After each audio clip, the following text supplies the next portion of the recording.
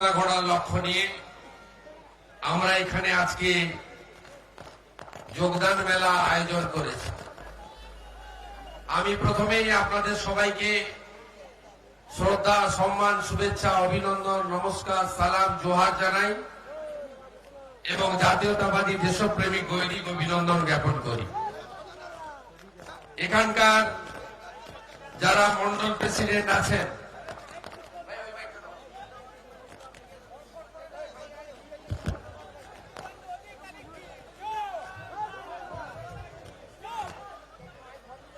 এখানকার যারা মন্ডল প্রেসিডেন্ট আছেন, গৌতম ব্যানার্জি, নিতাই ভূঁইয়া এবং আমাদের প্রত্যুষ হর তপন সি, প্রথমে আমি এদেরকে কৃতজ্ঞতা জানাই এবং যারা মোর্চা, সেল, পার্টির শক্তি কেন্দ্রের প্রমুখ, বুথ সভাপতি, এই প্রবল রৌদ্রের মধ্যে এই একটি মন্ডলীরই কার্যত লোক এসেছেন, পুরো এলাকা ভরিয়ে দিয়েছেন। আপনাদের সকলকে আরেকবার আমি নতমস্তকে কৃতজ্ঞতা জ্ঞাপন করি। এই সভায় সভানেতৃত্ব করছেন প্রাক্তন সভাধিপতি এবং ঘাটাল সাংগঠনিক জেলা ভারতীয় জনতা পার্টির সভানেত্রী সম্মানীয়া শ্রীমতী অন্তরা ভট্টাচার্য মহোদয়া, তাকে অভিনন্দন জানাই। ঘাটাল সাংগঠনিক জেলার পদাধিকারী তন্ময় ভাই সহ একাধিক জেলা কমিটির নেতৃত্ব এবং অন্যান্য সাথীবৃন্দ আছেন, তাদের প্রত্যেককে অভিনন্দন জ্ঞাপন করি। এর বাইরেও রাজ্য কমিটির সম্পাদক, 1996 সাল থেকে পার্টি দরদি নেতা সম্মানীয় তুষার দা আছেন আমাদের এই জেলায় দীর্ঘদিন ত্রিস্তর পঞ্চায়েতের সঙ্গে যুক্ত এবং গত 19 ডিসেম্বর রাষ্ট্রীয় নেতা অমিত শাহ হাত দিয়ে যোগদান করেছেন রমাপ্রসাদ গিরি, সম্মানীয় অমূল্য মাইতি, প্রাক্তন পুরপ্রধান প্রণব বসু, গড়বেতা 3 পঞ্চায়েত সমিতির চেয়ারম্যান আকাশদীপ সিনহা, স্নেহাশিস ভাই সহ অন্যান্যরা। এর বাইরেও আমরা আজকে এসেছি সমস্ত কাজ সরিয়ে রেখে শহীদ পরিবারের সদস্য আমাদের সুশান্ত পাল, বাচ্চু পাল নামেই যাকে আপনারা চেনেন, তিনি সহ শেখ সাজ্জাদ আলী সহ সুজিত দে, সুশান্ত অট্ট, সুব্রত প্রধান সহ মিন্ময় ভাই, সুদীপ্ত সহ আমরা খড়গপুর গ্রামীণের পিংলা বিধানসভা এলাকা প্রায় 1000-এর কাছাকাছি তৃণমূল কংগ্রেসের বিভিন্ন স্তরে নেতা কর্মীকে যোগদান করাবো। এর বাইরেও ডেবরা বিধানসভার প্রাক্তন ব্লক সভাপতি এবং বর্তমান স্বাস্থ্য কর্মাধ্যক্ষ রতন দে, পঞ্চায়েত সমিতির বর্তমান সদস্য অসীম নন্দী, প্রাক্তন প্রধান এবং ব্লকের সাধারণ সম্পাদক তৃণমূলের শিশির মাইতি, যুব নেতা অনিরুদ্ধ বর্মন সহ আমাদের প্রায় 19 জন প্রথম সারির নেতা, তারা যোগদান করবেন, তাদেরকে আমরা পতাকা ধরাবো। এর বাইরেও মঞ্চের দ্বিতীয় সারিতে গৌতম জানা সহ পিংলার ভারতীয় জনতা পার্টির নেতৃত্ব অনেকেই আছেন, আমি অনেককে চিনি, কিন্তু সময়ের অভাবে আমি আজকে আর নাম বলছি না। প্রত্যেককে যথাযথ কৃতজ্ঞতা জ্ঞাপন করি। আপনারা জানেন যে নির্বাচনের নির্ঘণ্ট ঘোষণা হয়ে গেছে, নির্বাচন বিধি চালু হয়ে গেছে এবং পশ্চিমবাংলার মানুষ গত কয়েকটি নির্বাচনে ভোট দিতে পারেননি। গত কয়েকটি নির্বাচনে ভোট দিতে পারেননি। বিশেষ করে আপনারা জানেন যে 2014 লোকসভা নির্বাচনের পরবর্তী সময়ে যে নির্বাচনগুলো হয়েছে তার অধিকাংশ জায়গায় মানুষ ভোট দিতে পারেননি, ভোট হয়নি। বিশেষ করে 2018 পঞ্চায়েত নির্বাচনের কথা আপনারা জানেন বিডিও অফিসের সামনে, এসডি অফিসের সামনে বোমা, বন্দুক, লাঠি, বিভিন্ন রকম অস্ত্র সহ পুলিশকে সাথে নিয়ে গোটা পশ্চিম বাংলায় 40 বুথে বিরোধীদের মনোনয়ন দিতে দেওয়া হয়নি। এর বাইরেও নির্বাচনের দিন প্রহসন করে কয়েক কোটি মানুষের ভোটাধিকার হরণ করেছে তৃণমূল কংগ্রেস, তার সরকার। এবং গত 19 সালে লোকসভা নির্বাচনে সিঙ্গেল বুথগুলোতে রাজ্য পুলিশ ছিল, আর ডবল বুথগুলোতে সেন্ট্রাল পুলিশ ছিল। আজকে সেই সিঙ্গেল বুথগুলো প্রায় 30 থেকে 40% বুথ দখল করে পশ্চিমবঙ্গে নির্বাচনকে প্রভাবিত করা হয়েছে। এমনকি আরামবাগ লোকসভা কেন্দ্রে ভারতীয় জনতা পার্টির প্রার্থীকে গণনায় 16টি মেশিনে গণনা আটকে দিয়ে মাত্র 2000 ভোটে লোকসভা থেকে ওখানে তৃণমূলের প্রার্থীকে যোগদান করানো হয়েছিল। আর সেদিন যদি আমি ভারতীয় জনতা পার্টিতে থাকতাম, তাহলে ঘাটাল, তমলুক, কাঁথি, মুর্শিদাবাদ, জঙ্গিপুর এসব সিটে কখনোই তৃণমূল কংগ্রেস জিততে পারত না। এটা আর কেউ বিশ্বাস না করুন, জনগণ জানে। 2019 সালে অমিত শাহজি, মোদীজি আহ্বান দিয়েছিলেন যে 2019-এ হাফ করুন, 21-এ সাফ করুন। এবারে সাফ হবেই, সাফ হবেই। মানুষ অপেক্ষা করে আছেন, মানুষ অপেক্ষা করে আছেন। আপনাদের কে কোথায় দাঁড়াবে প্রার্থী দেখার দরকার নেই। আপনাদের ভারতবর্ষের প্রধানমন্ত্রী নরেন্দ্র মোদীজি হলদিয়ার সভাতে, চুঁচুড়ার সভাতে তিনি আহ্বান করেছেন যে বাংলাকে আমাকে দিন, আমি বাংলাকে সোনার বাংলা গড়ব। আপনারা সবাই মিলে আপনারা জানেন যে ভারতবর্ষের প্রধানমন্ত্রী আজকের ভারতবর্ষের প্রধানমন্ত্রী নন, বিশ্বের সবচেয়ে শক্তিশালী প্রধানমন্ত্রীর নাম কি? তার নাম হচ্ছে নরেন্দ্র মোদী। আপনি বলুন, 492 বছর পরে অযোধ্যায় ভগবান রামচন্দ্রের মন্দির নির্মাণ শান্তিপূর্ণভাবে, রক্তপাত না ঘটিয়ে, কারোর চোখের জল না ঘটিয়ে সুপ্রিম কোর্টের নির্দেশে কে করেছেন? নরেন্দ্র মোদীজি করেছেন। আমরা একটা সময় তৃণমূলের মঞ্চে দাঁড়িয়ে বলতাম বিজেপি যদি ক্ষমতা থাকে রাম মন্দির করে দেখা। আজকে মোদীজি 5ই নভেম্বর 2020 সেই কাজটা করেছে। আজকে আপনারা বলুন, ডক্টর শ্যামাপ্রসাদ মুখোপাধ্যায় আছে, এই ডক্টর শ্যামাপ্রসাদ মুখোপাধ্যায় আজকে নতুন ছেলেরা জানুন, নতুন মেয়েরা জানুন, নতুন প্রজন্ম জানুন। আমরা ইতিহাস পড়ে জেনেছি, আমরা বিভিন্ন আমাদের আচার্য, অধ্যাপক, শিক্ষকদের কাছ থেকে জেনেছি যে ডক্টর শ্যামাপ্রসাদ মুখোপাধ্যায় যদি ধরাধামে না আসতেন, তাহলে আজকে পশ্চিমবঙ্গের আমরা যারা মানুষ, আমরা কোথায় থাকতাম বলুন? আপনারা বাংলাদেশে থাকতাম। আমাদের রাজধানীর নাম হতো ঢাকা, এবং আমরা একটা ইসলামিক রাষ্ট্রের নাগরিক হিসেবে আমাদের থাকতে হতো। এটা আপনারা সবাই জানেন, স্বীকার করবেন বুকে হাত দিয়ে। সেই শ্যামাপ্রসাদ মুখোপাধ্যায় আওয়াজ তুলেছিলেন ভারতবর্ষে যে এক দেশ, দো বিধান, দো নিশান, নেই চলেগি, নেই চলেগি। একটা দেশে দুটো ঝান্ডা থাকবে কেন? তেরঙ্গা ঝান্ডা, অশোক চক্র দেওয়া, সেই ঝান্ডাই আমাদের ভারতবর্ষের ভারত মাতার ঝান্ডা। সেই ঝান্ডা থাকবে, আবার শ্রীনগরে আরেকটা ঝান্ডা কেন থাকবে?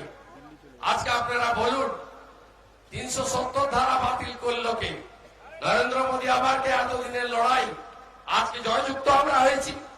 আজকে সংখ্যালঘু মুসলিম মহিলারা ট্রিপল তালাকের মতো অন্যায় কালা কানুন, সেই অন্যায় কালা কানুন আজকে সংখ্যালঘু রমণীদের, মহিলাদেরকে সুরক্ষা দেওয়ার জন্য ট্রিপল তালাক বিল বাতিল করেছেন কে? নরেন্দ্র মোদী। আবার কি? তাই সেই প্রধানমন্ত্রী চাইছেন পশ্চিমবঙ্গকে, কি চাইছেন? গণতান্ত্রিক ভাবে একটা সরকার চাইছেন, যে সরকারটার অভিভাবকত্ব করবেন নরেন্দ্র মোদীজি, যে সরকারটা হবে ডবল ইঞ্জিনের সরকার। দিল্লির সরকার, কলকাতার সরকার একই দলের সরকার। আপনারা বলুন, আমরা 44 বছর 50 বছর ধরে দিল্লিতে যে উল্টো দিকে আমরা দেখুন, আপনারা হিসাব করে অনেক আগে যুক্ত ফ্রন্টে ছেড়ে দেন। 77 সালে দিল্লিতে জনতা দলের সরকার ছিল, 80-তে কংগ্রেস ছিল। 80 সাল থেকে 2011 সাল বামফ্রন্টের সরকার, আর দিল্লিতে কংগ্রেসের সরকার, বিজেপি এনডিএ সরকার। তাই অপোজিট মেরুতে থেকে কেন্দ্র জবাব চাই, জবাব দাও, কেন্দ্রীয় সরকারকে মানছি না, এই মিছিলই আমরা করে গেলাম। 11 সালে মানুষ কংগ্রেসের সঙ্গে তৃণমূলের জোট ছিল। ডক্টর মনমোহন সিং, সোনিয়া গান্ধীরা প্রচার করলেন, বললেন যে আমরা পশ্চিমবঙ্গে সাহায্য করব, আপনারা কেন্দ্র রাজ্য মিলে বাংলাকে নতুন বাংলা গড়ব। মানুষ বিশ্বাসে ভোট দিল। আর 12 সালে এই যে খামখেয়ালি নেত্রী আছেন পশ্চিম বাংলায়, এই যে প্রাইভেট লিমিটেড কোম্পানির মালিক আছেন, উনি একা যা ভাবেন সেটাই সত্যি। সঙ্গে এখন তোলাবাজ ভাইপো জুটেছে। উনি একা ছাড়া আর কেউ নেই। বলছেন ঘুরে ঘুরে 294টাতে আমি প্রার্থী, লাগবে না। আর আপনার পিংলায় তো অদ্ভুত ব্যাপার, এই যে ভদ্রলোক এখানে ছিলেন, পালিয়ে গেছে তমলুকে। এ কোনোবার এক জায়গায় দুবার দাঁড়ায় না। আপনারা জানেন, সোমেন মহাপাত্রের কথা বলছি, 2001 সালে নন্দনপুরে দাঁড়িয়েছিল। 2001 সালে নন্দনপুরে দাঁড়িয়েছিল, ভেবেছিল যে তৃণমূলের সরকার হবে, বলছিল হয় এবার নয় নেবার। 2006 সালে হাওয়া খারাপ, আমি জিতেছি, শিশির বাবু জিতেছি, 30-এর মধ্যে আমরা ছিলাম। তখন সোমেন বাবু বলল তৃণমূলকে যে আমি আর রাজনীতি করব না, কলেজ আর স্কুল নিয়ে থাকবো, আমি আর রাজনীতিতে নেই। হাওয়া বুঝে গেছিল, ইনি হাওয়া বুঝে যান ভালো। তারপরে 2006 লড়লো না, 2007-এ 14ই মার্চের পরে আমার পিছন ধরলো। আমি যেখানে যেতাম পিছন পিছন যেত। তা আমি বললাম মাস্টারমশাই প্রফেসর লোক দাঁড়িয়ে পড়ল 2011-তে তমলুকে। আমি কাঁধে করে বইলাম, জিতে গেল। জিতে যাওয়ার পরে তমলুকে যা করে দিয়েছে, 16 সালে জিততো না, পালিয়ে এলো পিংলাতে। দিয়ে পিংলাতে এসে ঘুরে ঘুরে বললো সোনার পিংলা করবো, মডেল পিংলা। প্রচুর চাকরি নাকি পিংলায় হবে। যে কটা কন্ট্রাকচুয়াল চাকরি হয়েছে টাকা তুলেছে কে, হ্যাঁ কিনা বললো লোকেরা? বলুন, যে কটা কন্ট্রাকচুয়াল চাকরি হল লোকেরা সব দালাল দিয়ে টাকা তুলেছে কিনা বলুন, হ্যাঁ কিনা বলুন? এবং সব বিরোধী দলের লোকেরা পেয়েছে, যারা ওকে জিতিয়েছিল কেউ পায়নি। একেবারে সত্য কথা, আমি জানি তো, এখানে বুথে বুথে সব খবর আমার কাছে থাকে। আজকে যেই দেখলো পিংলাতে এবার হাওয়া খারাপ, লোকসভা ভোটে প্রায় সমান হয়ে গেছে, মাত্র 1600 এদিক ওদিক, এত চুরি চামারি করার পরেও, লুটপাট করার পরেও এখন তমলুকে গিয়ে ঘুরে বেড়াচ্ছে।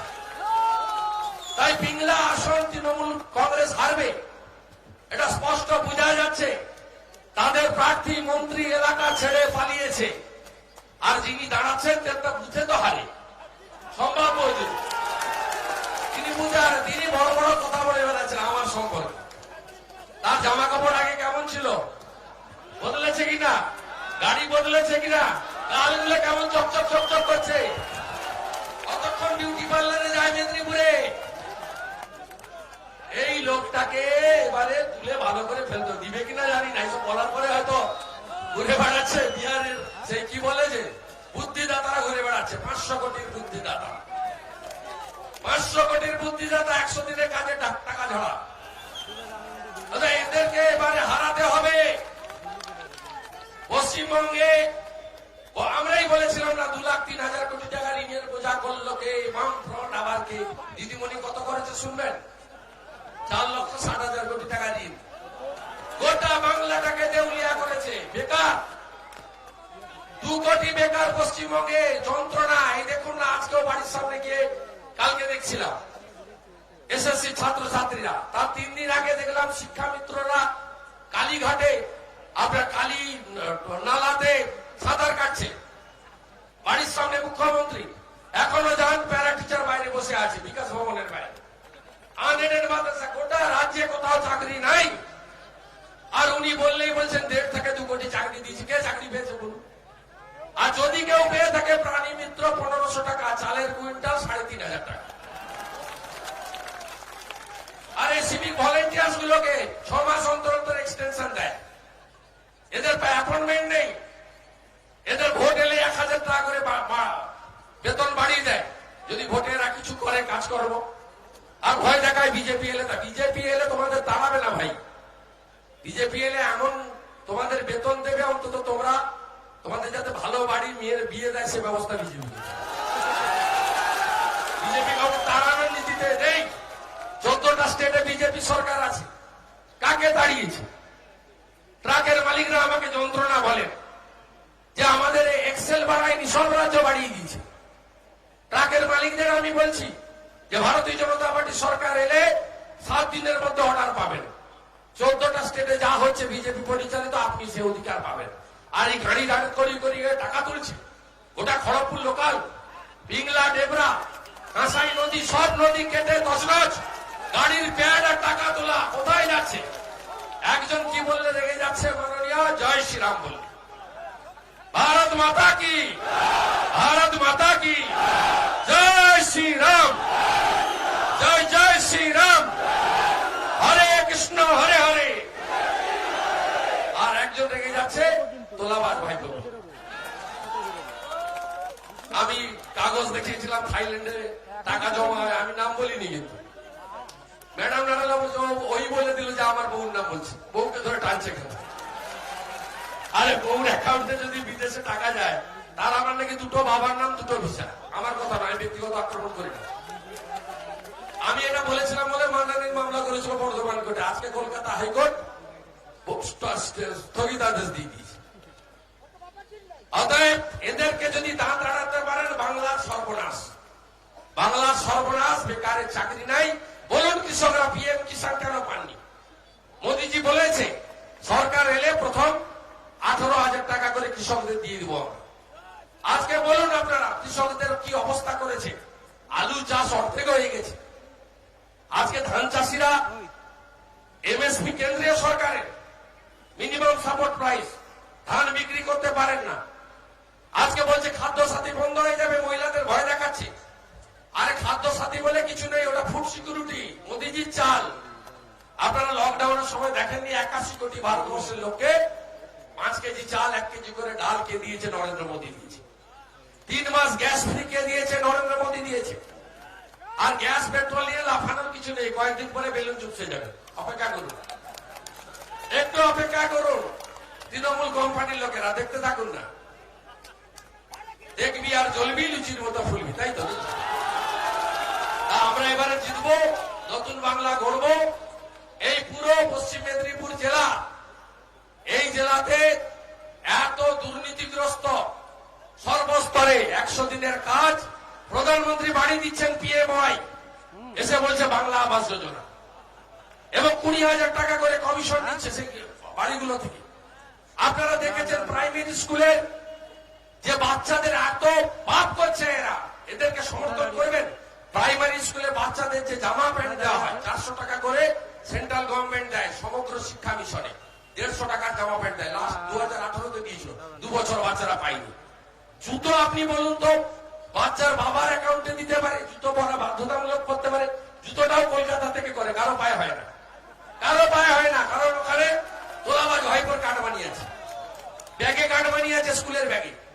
ছোলাগুলো সেন্ট্রাল গভর্নমেন্ট দিতে বলেছে, ছোলাগুলো কেউ খায় না। পশুদের দিলে, গবাদি পশু দিলে মুখ ফিরিয়ে নেয়। স্যানিটাইজারে কমিশন আছে, 22 টাকা করে বিল করে 13 টাকা করে পায় আসল দাম। সব জায়গায় তোলাবাজি, কাটমানি, সিন্ডিকেট রাজ। এদেরকে তুলে ফেলতে হবে, বিজেপিকে আনতে হবে, ঐক্যবদ্ধ বুঝে বুঝে করতে হবে। আপনাদের সুইজারল্যান্ড হয়নি কিন্তু দার্জিলিং, লন্ডন হয়নি কিন্তু কলকাতা, কিন্তু আমাদের পশ্চিমবঙ্গ কিন্তু এরা এবারে এলে কাশ্মীর হবে। আর আপনাদের সমবায় সমিতির কথা না বলা ভালো।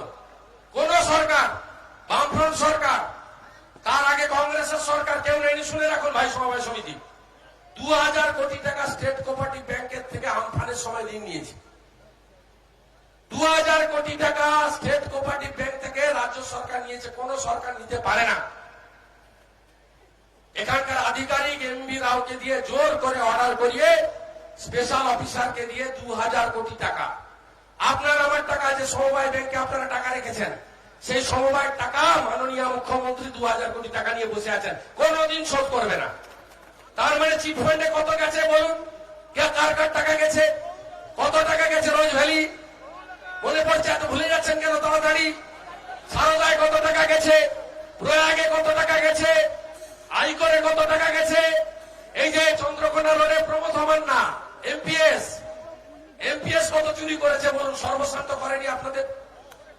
আপনারা প্রত্যেকে কেন 10 বছর হয়ে গেছে ভুলে গেছেন?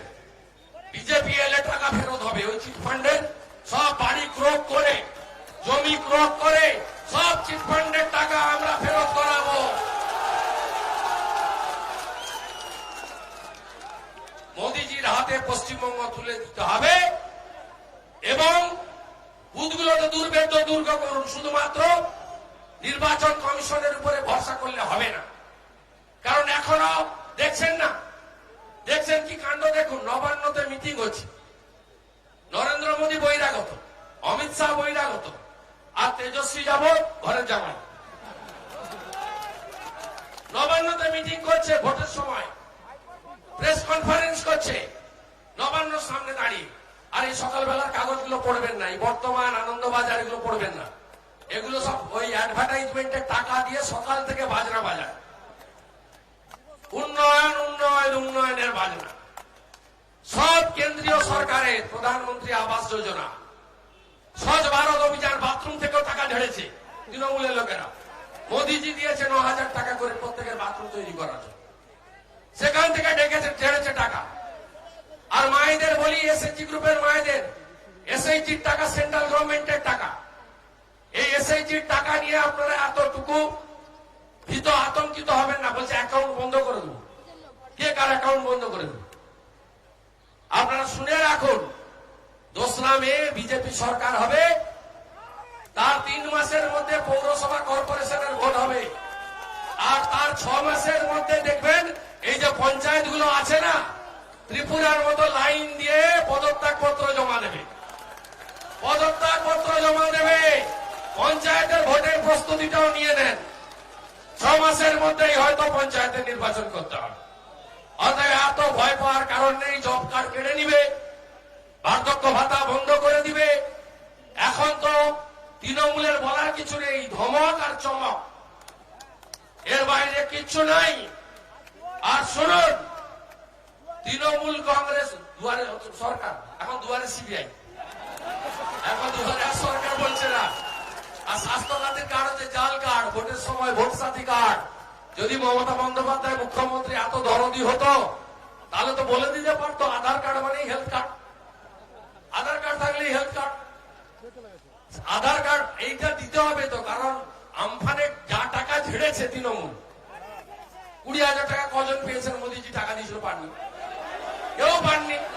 সব তৃণমূলের নেতা, পেশা মেশা, জেঠা কাকা খুড়া, শালা শালি, নাতি পুতি, ভাইপো ভাইজি, এরা পেয়েছে। পানের বরজ নাই, 2টো করে ইউনিট পানের বরজ নিয়েছে। গরু নাই, 30,000 টাকা করে প্রাণী সম্পদের গরুর টাকা বেড়েছে।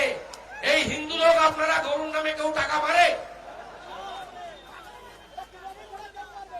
আর সংখ্যালঘু মুসলমানদের বলছি, ভয় টয় দেখাচ্ছে, ভয় পাবেন না। আপনাদের জন্য কিচ্ছু করেনি মোদীজি, কিন্তু সবকা সাথ সবকা বিকাশ। মোদীজি যখন শ্রমিক স্পেশাল দেয়, এত পরিযায়ী শ্রমিক বাইরের রাজ্যে থাকে, লজ্জা করে না? 40 লক্ষ পরিযায়ী শ্রমিক লকডাউনে আমরা দেখেছি কি অবস্থা। সেই লোকগুলো আসতে পারছে না, কি কান্না, পিংলা, ডেবরা, দাসপুর, সব ট্রেনগুলোকে বলছে করোনা এক্সপ্রেস। আর মোদীজি বিনা পয়সা সবাইকে বাড়িতে পৌঁছে দিয়েছে, ভেদভাব করে না। মোদীজির গ্যাস হিন্দু মুসলমান শিখ খ্রিস্টান থেকে দেয় না, সবাইকে দেয়। মোদীজির রেশন সবাই পায়, মোদীজির প্রধানমন্ত্রী আবাস যোজনা সবাই পেয়েছে। মোদীজি 10,74,00,000 লোককে আয়ুষ্মান ভারত দিয়েছে ভারতবর্ষে, 5 লক্ষ টাকা পর্যন্ত চিকিৎসা। পশ্চিমবঙ্গ যদিও নেই, আমরা এলে করব। 9 কোটি লোককে পিএম কিষাণ দিয়েছে, 1 কোটি সংখ্যালঘু আছেন। আপনাদের ভয় দেখাচ্ছে গেলে বিজেপি এলে সব হয়ে যাবে। কি হয়ে যাবে? সর্বনাশ তো করছে মাইনরিটি স্কলারশিপ দিয়ে। শুনে রাখুন, যারা সংখ্যালঘু পরিবারের ছেলে মেয়ে, এই জৈন সম্প্রদায় আছে, এরাও সংখ্যালঘুদের মধ্যে পড়ে। এদের ছেলে মেয়েরা যদি অঙ্কে ফেল করে, তাকে পাস করিয়ে দেওয়া আছে।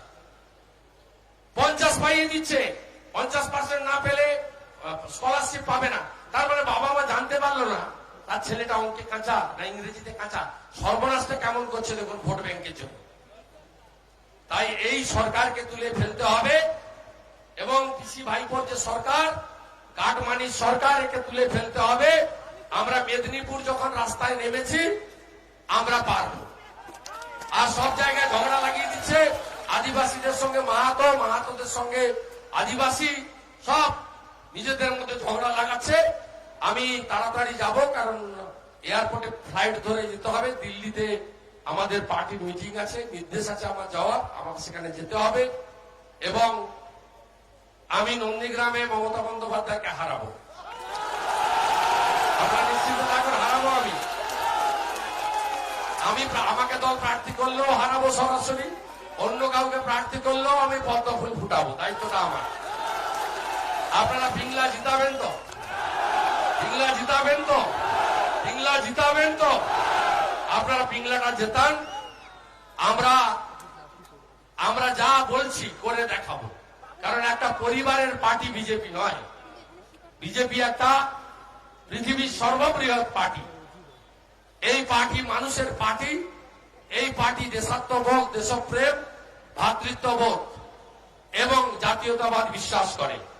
আমি সামনে আসার জন্য অনুরোধ করব সুশান্ত পাল, স্বদেশ মিদ্যা, সৌমিত্র ভট্টাচার্য, সুজিত দে, সাজ্জাদ আলী, সুব্রত প্রধান এবং লক্ষ্মীকান্ত হেমব্রম এবং অনেকেই এখানে 8-10 জন চলে আসুন।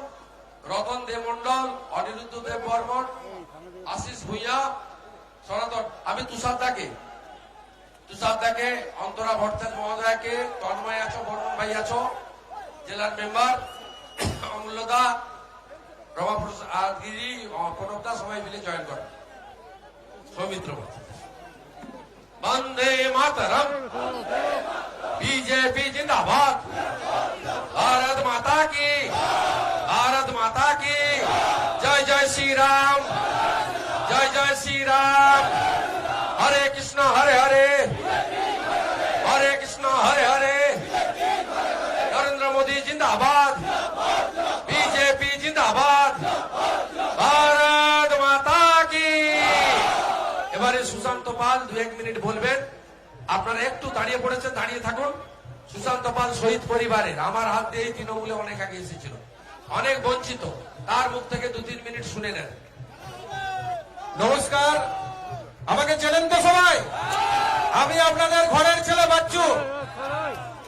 আমি প্রথমেই শুভেন্দু দাস সহ ঘাটাল সাংগঠনিক জেলার সভানেত্রী অন্তরাদি সহ রাজ্যের সম্পাদক তুষার দাস, আলাদা করে নাম বলছি না, বরুণ সহ সবাইকে